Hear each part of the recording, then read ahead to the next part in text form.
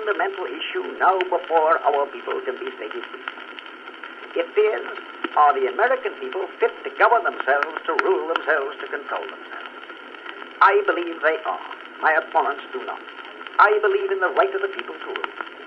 I believe that the majority of the plain people of the United States will, day in and day out, make fewer mistakes in governing themselves than any smaller class or body of men, no matter what their training, will make in trying to govern them. I believe again that the American people are, as a whole, capable of self-control and of learning by their mistakes. Our opponents pay lip loyalty to this doctrine, but they show their real beliefs by the way in which they champion every device to make the nominal rule of the people a sham. I am not leading this fight as a matter of aesthetic pleasure. I am leading because somebody must lead, or else the fight would not be made at all. I prefer to work with moderate, with rational conservatives, provided only that they do in good faith strive forward towards the light. But when they halt and turn their backs to the light, sit with the scorners on the seats of reaction, then I must part company with them. We, the people, cannot turn back. Our aim must be steady, wise progress. It would be well if our people would study the history of a sister republic. All the woes of France for a century and a quarter have been due to the folly of her people in splitting into the two camps of unreasonable conservatism and unreasonable radicalism.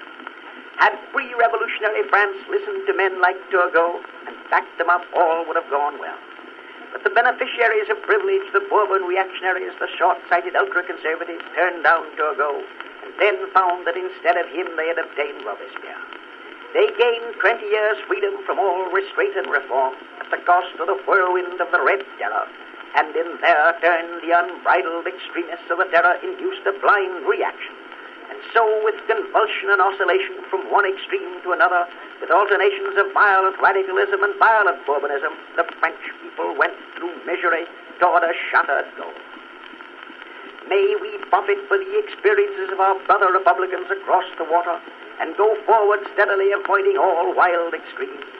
And may our ultra-conservatives remember that the rule of the Bourbons brought on the revolution. And may our would-be revolutionaries remember that no Bourbon was ever such a dangerous enemy of the people and of freedom as the professed friend of both Robespierre. There is no danger of a revolution in this country, but there is grave discontent and unrest, and in order to remove them there is need of all the wisdom and probity and deep-seated faith in and purpose to uplift humanity we have at our command. Friends, our task as Americans is to strive for social and industrial justice achieved through the genuine rule of the people. This is our end, our purpose. The methods for achieving the end are merely expedients, to be finally accepted or rejected according as actual experience shows that they work well or ill.